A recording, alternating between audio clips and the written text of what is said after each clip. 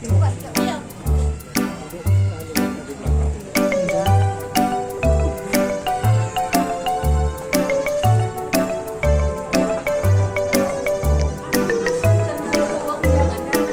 kami dari pemerintahan, saya dari DPRD-nya, bagian dari pemerintahan, Bapak-bapak dari Dinas Sosial juga bagian dari pemerintahan, Pak Lurah juga bagian dari pemerintahan. Kita adalah pelayan publik. Saya adalah pelayan publik. Publiknya siapa? Jenengan.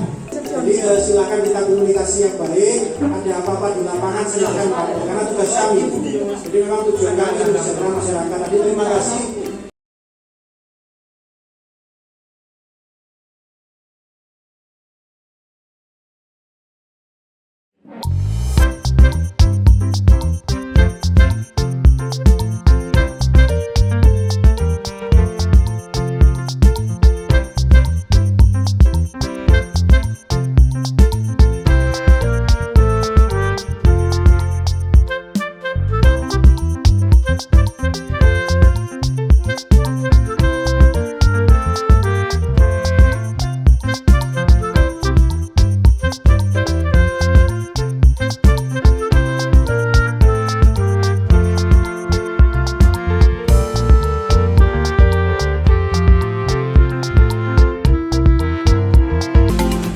Assalamualaikum warahmatullahi wabarakatuh.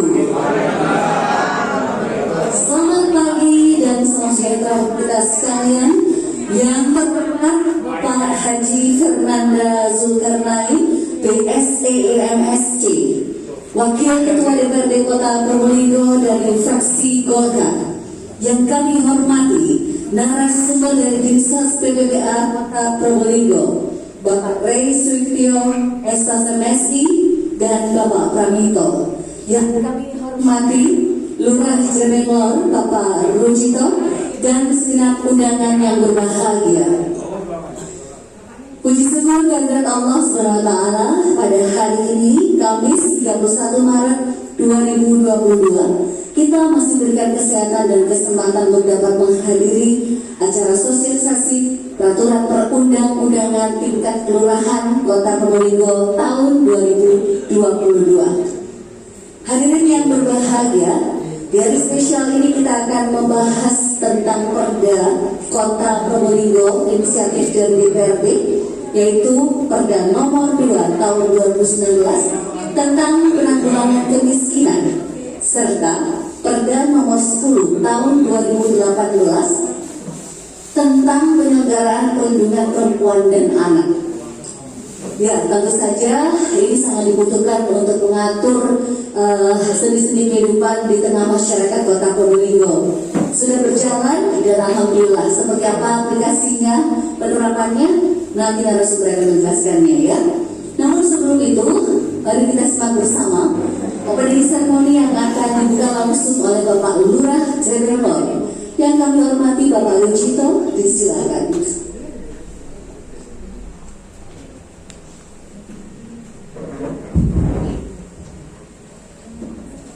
Assalamualaikum warahmatullahi wabarakatuh. Yang terhormat Bapak Haji Fernanda atau disebut Santretang dari pimpinan Dewan Wakil dari Golkar. Yang saya hormati Kepala Dinas Sosial Pak Tio atau Pak Tri Suwitnyo dan Pak Pramito yang saya hormati, dan segenap para bagian hukum dan yang mewakili. Pertama, marilah kita panjatkan puji syukur kita kehadirat Allah Subhanahu wa Ta'ala, berkat limpahan rahmat, taufik serta hidayahnya, sehingga pada pagi hari ini kita dapat berkumpul di ruangan TKK Kelurahan Jemenlor ini dalam keadaan sehat walafiat. Bapak, Ibu, dan saudara-saudara sekalian, pada pagi ini kita diberi kesempatan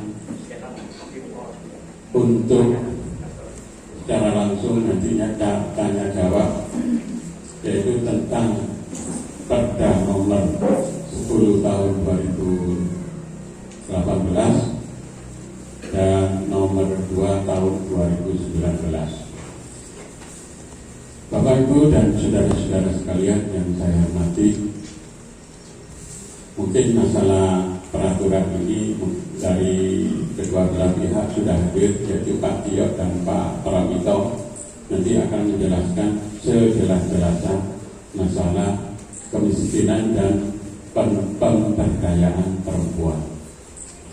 Dan tidak kalah pentingnya nanti ini dari Dewan akan menyampaikan dari beberapa hal, ya termasuk ini masalah bangunan ini mungkin bisa disampaikan ya, karena perjuangan dari ya Pak Fernanda ini sendiri. Ya.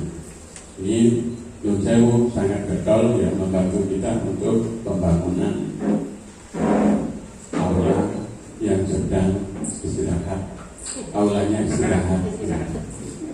Jadi kesel dari ini tadi ini yang ini.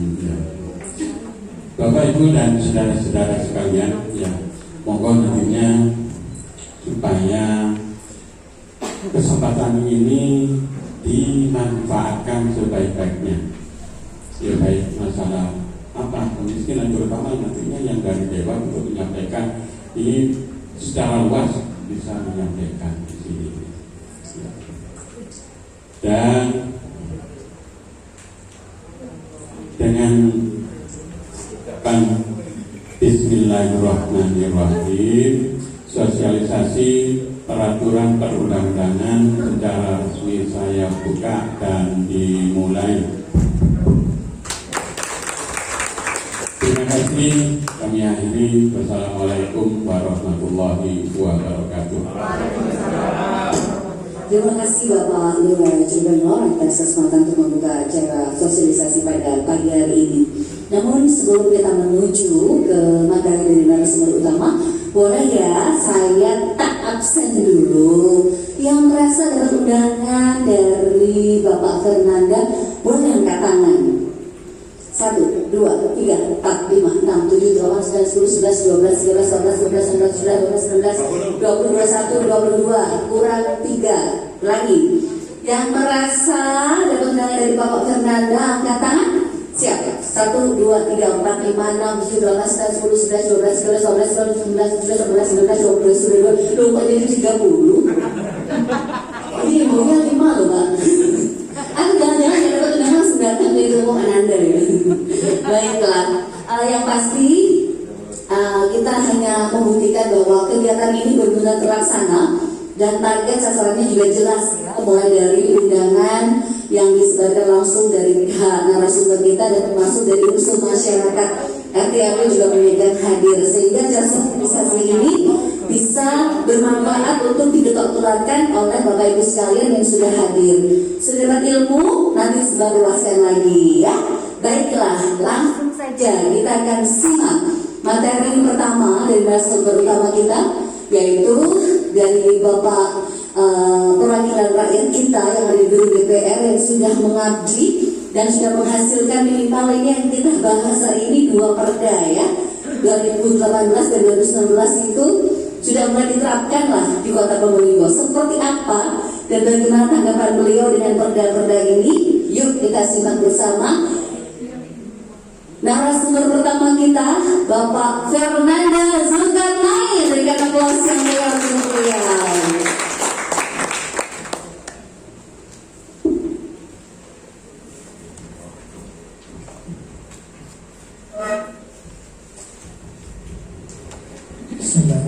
Assalamualaikum warahmatullahi wabarakatuh. Yang saya hormati tuan rumah Pak Lurah, Bapak Suto, yang saya hormati narasumber dari Dinas Sosial, Pak Kadisnya juga hadir, Pak Reswiknya, Pak Pramito juga, yang saya hormati seluruh rekan-rekan dari bagian hukum, pemerintah daerah Kota Probolinggo, dari kelurahan juga, yang saya hormati, saya banggakan dan saya cintai seluruh undangan yang mungkin sebagian besar dari kelurahan Jerbero juga atau sekitarnya. Pertama-tama marilah kita panjatkan puji syukur kehadirat Allah Subhanahu wa Ta'ala atas rahmat, hidayah, berkatnya kita bisa berkumpul pada hari ini dalam keadaan sehat walafiat. Jadi walaupun yang kipasan itu juga berarti sehat, tangannya masih bisa gerak. Ya disyukuri. Sementara ini ruangannya seperti ini Pak Lurah ya. Salawat dan salam selalu kita curahkan kepada junjungan kita Nabi besar Muhammad SAW. Mungkin saya singkat saja, nanti biar dilanjutkan oleh dinas pengampu yaitu dinas sosial. Yang paling penting juga mungkin dari dinas pengampu juga tidak terlalu banyak karena memang ini sudah diterapkan dan sudah dilakukan sehari-hari. Tinggal mungkin yang amat sangat menurut saya kita butuhkan adalah masukan dari masyarakat, karena masukan-masukan itu yang menjalankan adalah masyarakatnya. Jadi kami dari pemerintahan, saya dari DPRD-nya bagian dari pemerintahan, Bapak-bapak dari dinas sosial juga bagian dari pemerintahan, Pak Lurah juga bagian dari pemerintahan. Kita adalah pelayan publik. Saya adalah pelayan publik. Publiknya siapa? Jenengan. Masyarakat publiknya, saya pelayannya jenengan. Jadi kalau ada apa yang jenengan merasa kurang, baik kurang informasi atau kurang apa, silakan di momen yang baik ini dipertanyakan Bapak Ibu sekalian, sehingga bisa secara gamblang kami dari pemerintahan, kalau memang kami kurang kami bisa berbenah, kalau memang ada kekurangan di lapangan masyarakat bisa berbenah, kita sama-sama jalan. Menurut saya itu yang paling penting. Jadi masukan-masukan dari ibu-ibu dan bapak-bapak itu amat sangat penting buat kami untuk bagaimana Kota Probolinggo bisa maju. Jadi jangan sungkan, jangan takut, itu haknya jenengan, kewajiban kami untuk mengawal. Itu yang paling penting. Yang kedua, tadi diutarakan bahwa ada perda inisiatif DPRD. Itu artinya perda itu muncul dari lembaga DPRD. Seperti penanggulangan kemiskinan juga muncul dari DPRD. Jadi yang membuat perda itu ada dua, ada dari lembaga DPRD, ada dari eksekutif pemerintah daerah, dinas-dinas dalam hal ini dikepalai oleh Bapak Wali Kota. Nah, salah satunya yang sekarang ini adalah inisiatif DPRD yang perjuangkan karena kita merasa penting, Bapak Ibu sekalian, kemiskinan ini wajib hukumnya sudah ada di Undang-Undang Dasar 45 itu. Pasal 34 ayat 1 itu kan itu sudah tertera. Terus di Pancasila sila kelima kita juga tertera. Jadi wajib pemerintah itu bagaimana caranya memiliki program untuk mengurangi, bahkan tujuannya untuk menghapus kemiskinan kalau bisa. Di wajib hukumnya itu di mana ada kemiskinan pemerintah wajib hadir. Harusnya tidak boleh ada jawaban dananya tidak ada. Karena kemiskinan ini salah satu yang wajib didanai oleh salah satunya oleh APBD.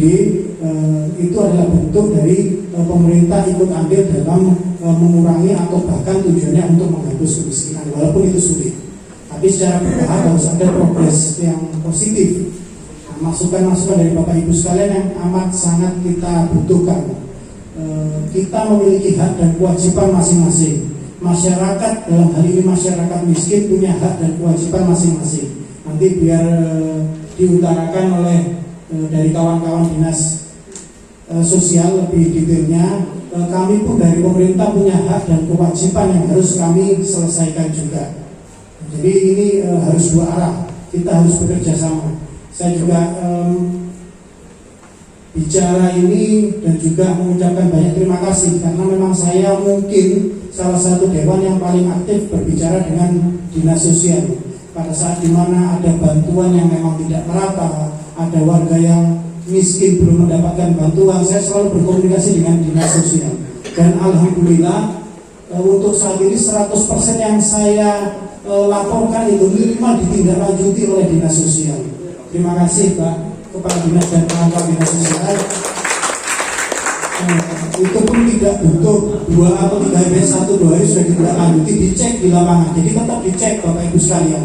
pada saat ada pelaporan warga miskin yang memang belum mendapatkan bantuan yang memang dikeluarkan pemerintah, tetap harus dicek dulu. Tidak serta-merta yang berbicara akan mendapatkan, dicek dulu. Karena ada kriterianya, nanti biar diutarakan juga oleh dinas sosial, kriteria apa saja yang memang itu masuk dalam hal kategori masyarakat miskin. Sebenarnya kriteria itu juga bisa dirubah. Sebenarnya kan begitu, ya. Makanya masukan dari masyarakat nantinya bisa menjadi salah satu andil untuk kami memperjuangkan untuk dirubah kalau memang itu tidak sesuai dengan kondisi di lapangan. Itu. Dan yang terakhir juga harus ada koordinasi yang baik antara pusat, provinsi, dan daerah. Karena tidak serta-merta semua bantuan yang diberikan itu dari daerah. Jenengan juga mungkin mendapatkan bantuan dana dari pusat, bukan APBD daerah. Ada dana dari provinsi, ada dari daerah. Itu. Jadi itu yang paling penting. Nanti biar lebih detailnya dengan dinas sosial, dan saya ingin mendapatkan banyak masukan dari masyarakat, karena itu dasar kami untuk memperjuangkan apa yang harus kita lakukan di bawah untuk masyarakat Kota Probolinggo. Sama halnya dengan pemberdayaan perempuan, wajib pemerintah daerah menganggarkan anggaran untuk program-program untuk pemberdayaan perempuan. Dan ini juga terkait, ada program pemberdayaan perempuan, nanti salah satunya juga untuk mengentas kemiskinan tujuannya. Sama, jadi amat sangat terkait. Saya juga banyak mengundang di sini Pak RT, Pak RW agar bisa berkomunikasi, yang paling paham nanti dengan warganya seperti apa. Itu yang paling penting. Jadi Bapak Ibu sekalian, komunikasi dua arah ini amat sangat penting. Masukan dari jenengan amat sangat penting.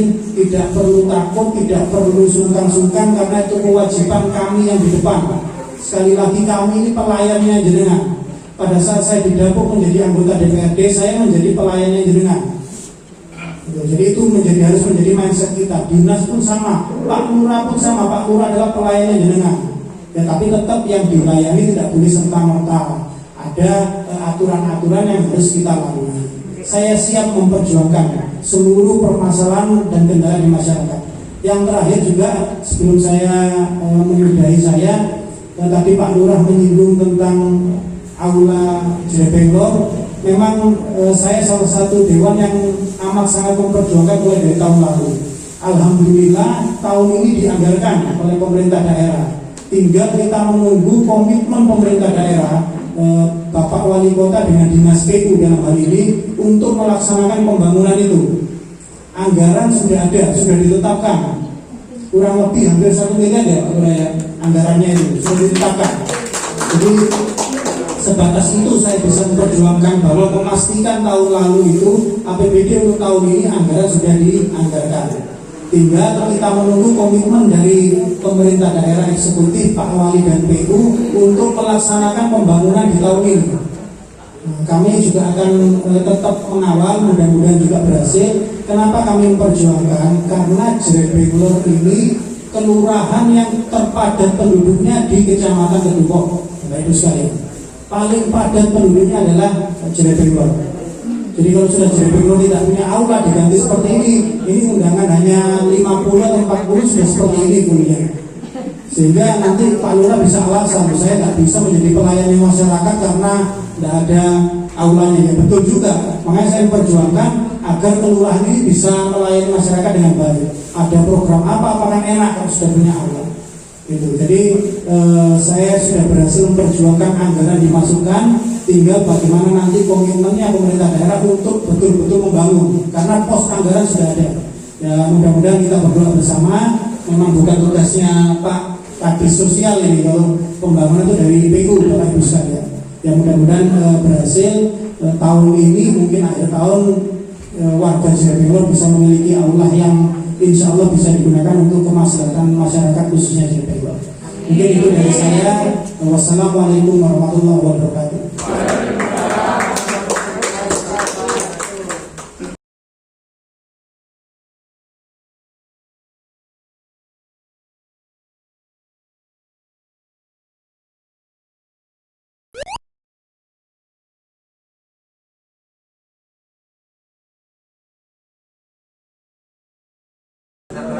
Terima kasih. Jadi Bapak Ibu sekalian, terima kasih atas kehadirannya. Intinya jangan takut-takut untuk melapor. Ya asalkan benar silakan melapor. tugasnya kami yang di depan semua, tugasnya saya. Ini kan banyak juga ada yang kenal sama saya tidak sulit untuk dihubungi, saya tidak pernah mengganti nomor handphone saya. Jadi silakan kita komunikasi yang baik, ada apa-apa di lapangan silakan lapor, karena tugas kami. Jadi memang tujuan kami untuk kesejahteraan masyarakat. Jadi terima kasih Pak Kadis yang langsung yang mendampingi saya juga. Biasanya tidak pernah keluar dari kantornya ini Pak. Jadi terima kasih banyak, saya hadir, ada Pak Kadis juga, bisa langsung komunikasi, ada nomor WA-nya. Jadi tadi Pak RT, Pak RW silakan untuk berkomunikasi. Juga pemberdayaan perempuan silakan ditanyakan program apa saja yang dilaksanakan oleh pemerintah daerah yang ada anggarannya, yang bisa digunakan di masyarakat. Silakan ditanyakan Bapak Ibu sekalian, nggak perlu takut atau bagaimana. Kalau ada ketidakadilan, dengan silakan melapor ke dinas langsung ke saya, tidak ada masalah. Jadi jangan merasa merepotkan apa-apa, tidak, sudah tanggung jawab kami. Itu baik, terima kasih atas kehadirannya. Terima kasih Pak Kadis juga, Bu MC kita ini yang memang secara profesional sudah menjelaskan secara gamblang. Baik, terima kasih Bapak Ibu sekalian. Assalamualaikum warahmatullahi wabarakatuh.